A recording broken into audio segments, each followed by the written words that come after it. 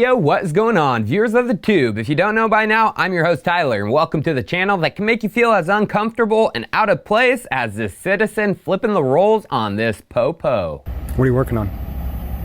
It doesn't matter what I'm working on. I'm asking you, what are you doing here taking pictures? Where have you been today? Have you been here all day, or have you been out and about a little bit? What is this about? Who are you? I'm asking the questions. Where have you been today? No, have you been here? I'm asking the questions. You're on this property. You're on this property, so you need to answer my questions. Are you drunk? Why are you slurring your words today? So have you been here all day, or have you been out? Have you been to the bar today at all? Who are you? Have you been to the bar today? Who are you? I'm an investigator. Investigator for who? Investigative journalist. You know how we flop that script. It's time for Chico Crypto.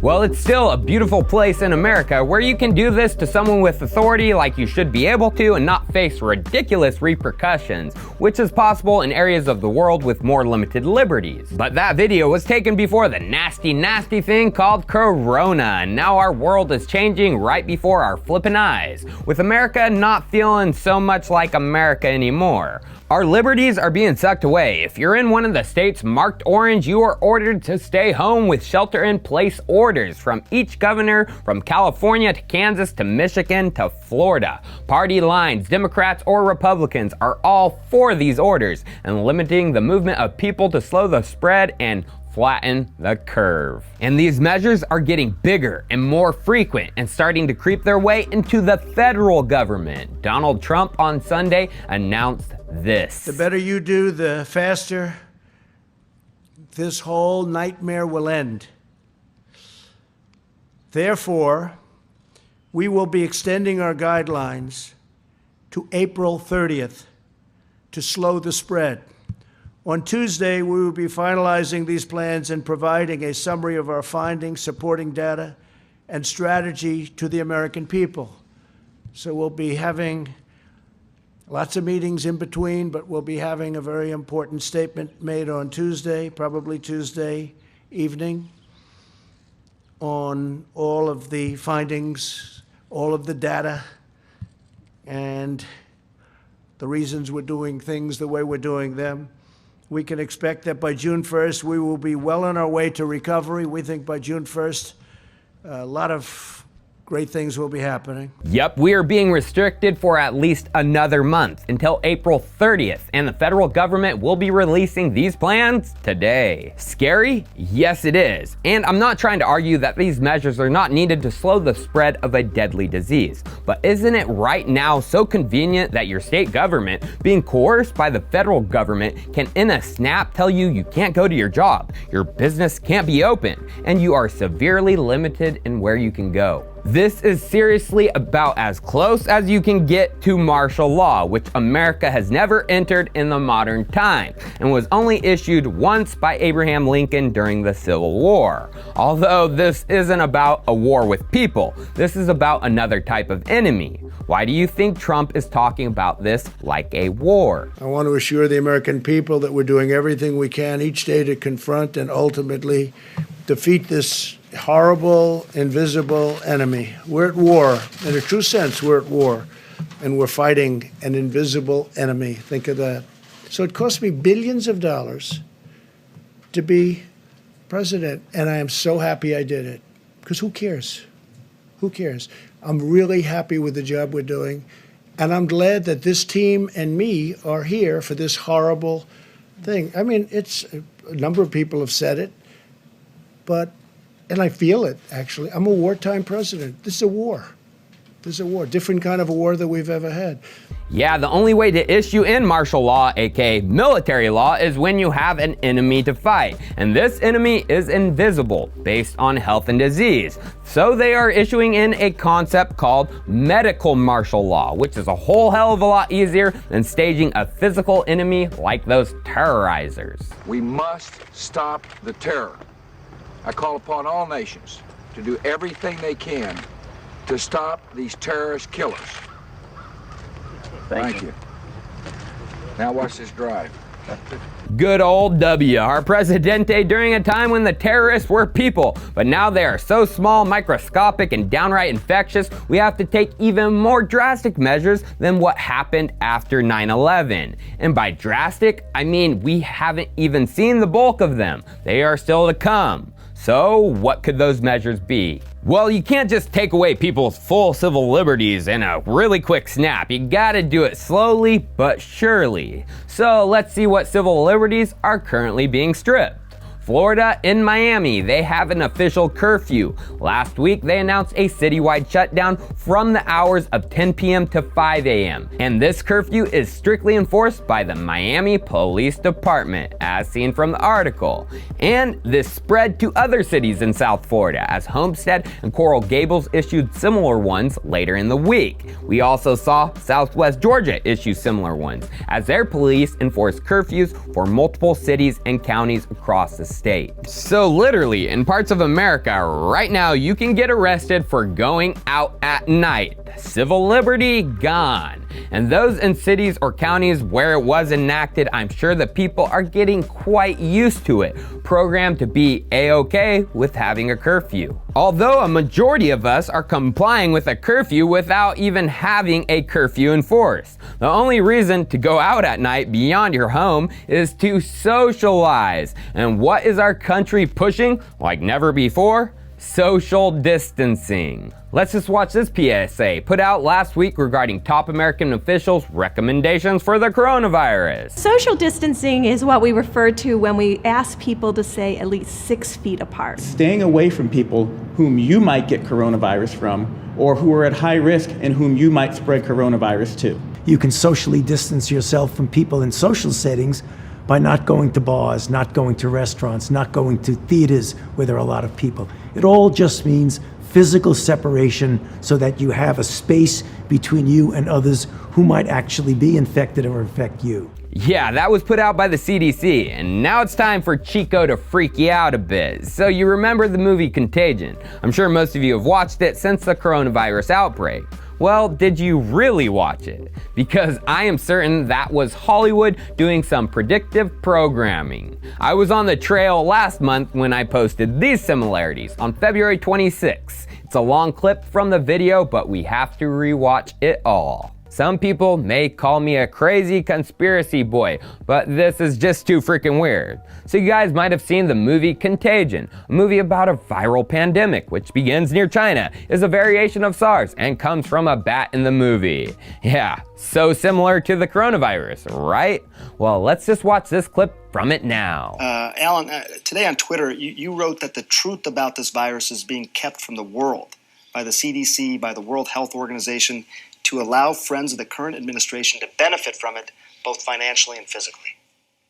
There are therapies we know are effective right now, like forsythia, and they don't even appear on the CDC website. Yeah, there's a herbal treatment in the movie called forsythia, which when I first watched the movie, I thought it was just a made-up name. But forsythia is a real plant in real life. And guess frickin' what? They are using this plant in China right now as an alternative treatment for coronavirus. This research by the Chinese Journal of Integrative Medicine, titled Can Chinese Medicine Be Used for Prevention of Coronavirus Disease 2019, shows us yes they are.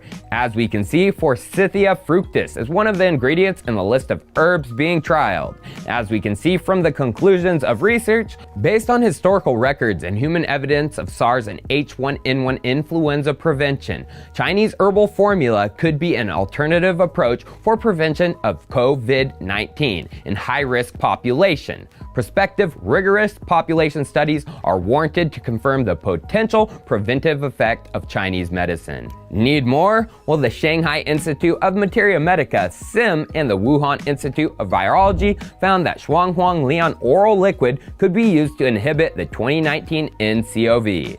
From the article, what is this oral liquid made from? A blend of honeysuckle, Chinese skullcap, and forsythia. And further in the article, in 2003, Sim took the lead in confirming that Shuanghong-Lian oral liquid has anti-SARS coronavirus effect. And in the decade following the SARS outbreak, a team from the institute conducted numerous researches and confirmed the TCM's efficiency against influenza virus H7N9, H1N1, H5N1, SARS-CoV, and the Middle East Respiratory Syndrome coronavirus MERS, reporting obvious antiviral effects. Now, my friends, SIM is run under the Chinese Academy of Sciences, which is state-owned and run, so this is no BS. And the news in China was broke by the official state-run press agency of the People's Republic of China, the Xinhua News Agency, and it caused people to panic and rush to pharmacies to get the oral liquid. Weibo has been covering this like mad and has a video that was posted of the long lines. Let's just watch side by side what is going on with the Shuanghong-Lian and a clip from Contagion, people waiting for forsythia.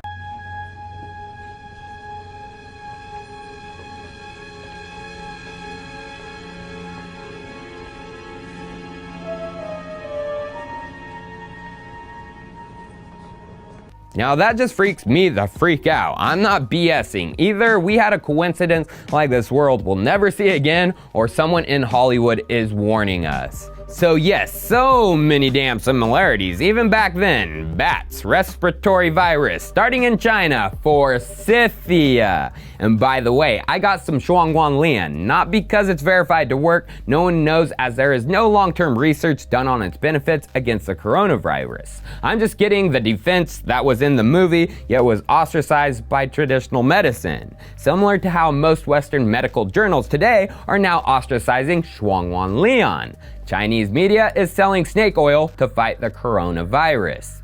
But now we have to go back to a clip from Contagion with the CDC director Lawrence Fishburne and a media news reporter. Let's watch now.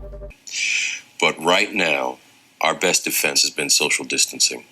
No handshaking, staying home when you're sick, washing your hands frequently. Yes, he is exclaiming, just like now, social distancing is what works. Lawrence Fishburne, the CDC director. But there is a person he is talking to, the news station reporter. Who is that? Well, that is no other than a person in real life who is now on CNN almost 10 years later doing the same thing as their chief medical correspondent. You look at these extraordinary measures that are taking place in China, the largest quarantine in the history of the world, the policies, the travel restrictions, all of that, they say, was really designed to slow this down, not stop it. It's a tiny little virus. It doesn't respect boundaries and borders. You know, I talked to Dr. Redfield, who's the head of the CDC. Yup, talking to the CDC director, informing the American public, putting them side by side. It's the same damn guy from the movie doing the same damn thing.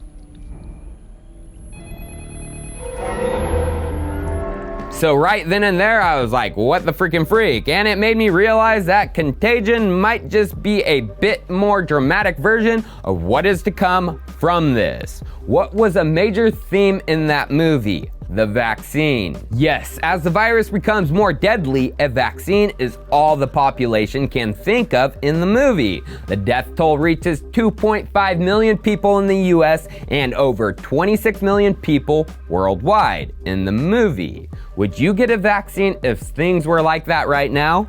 Well, as of right now, not in the movies, the death toll is still under 40,000. But dying from the virus is becoming a very common theme in mainstream media.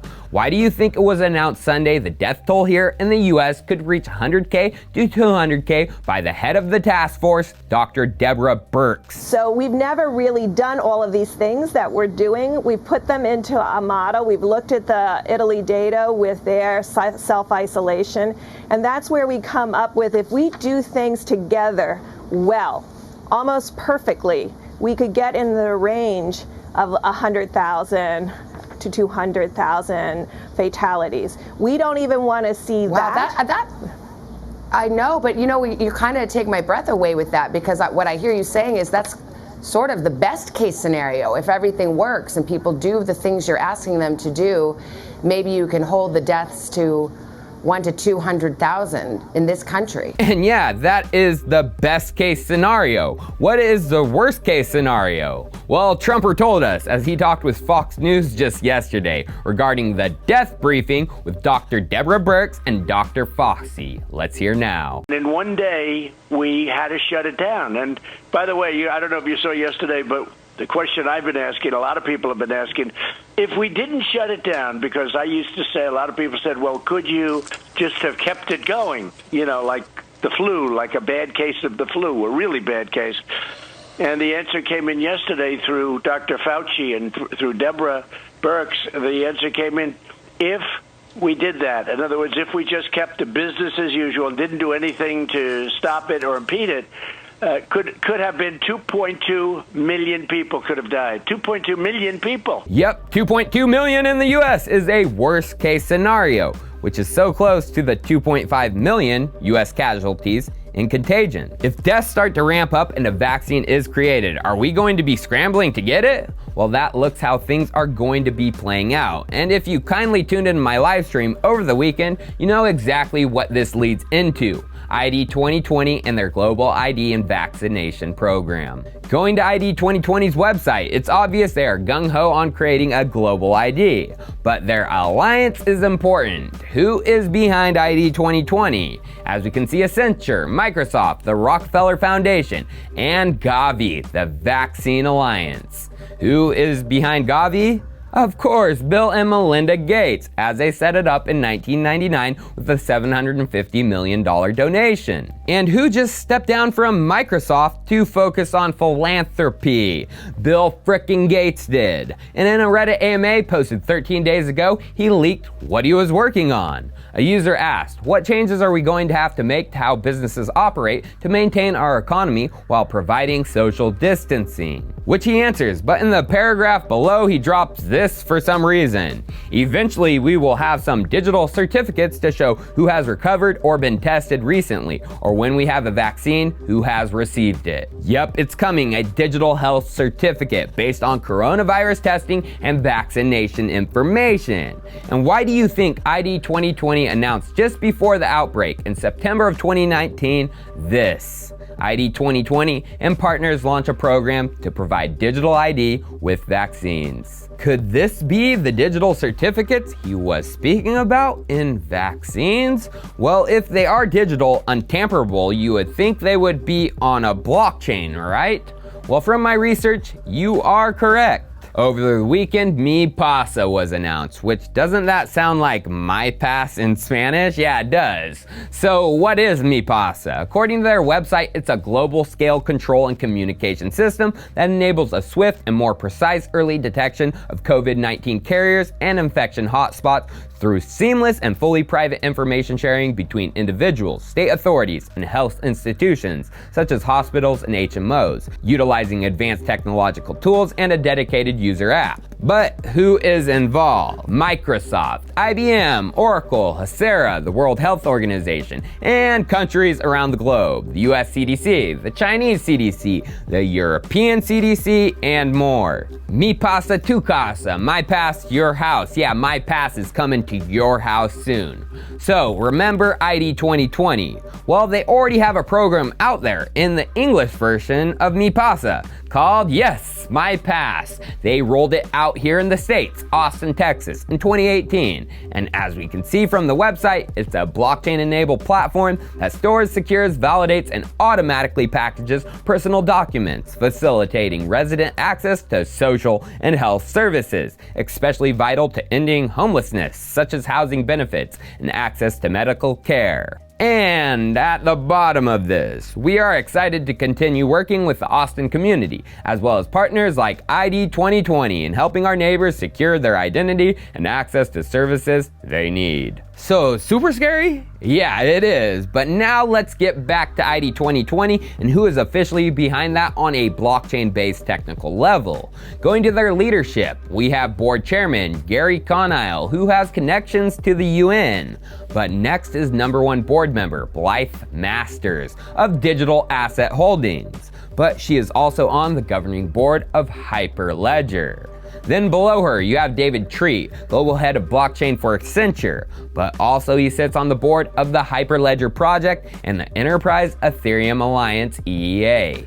Now let's just go back to MiPasa, and actually the blockchain platform that is being named as one of the top contributors, Hasera. One of their products, of which MiPasa is hosted on, is the Unbounded Scale, which is a smart contract abstraction layer built for enterprise, which combines the ease of use of digital assets open source YAML SDK with enterprise-grade Hyperledger Fabric deployment. Connections, connections, connections. So my friends, if you don't see it, a digital ID tracking system, it's being built before our eyes and under most people's noses. The connections between digital asset, Hyperledger, and the EEA makes me think projects I've been talking about, Unibright, Chainlink, and more, might have a seat with the elite in the New World Order. As, if you know, those projects connect right back to DAML smart contracts, digital asset, Microsoft, the EEA, and more.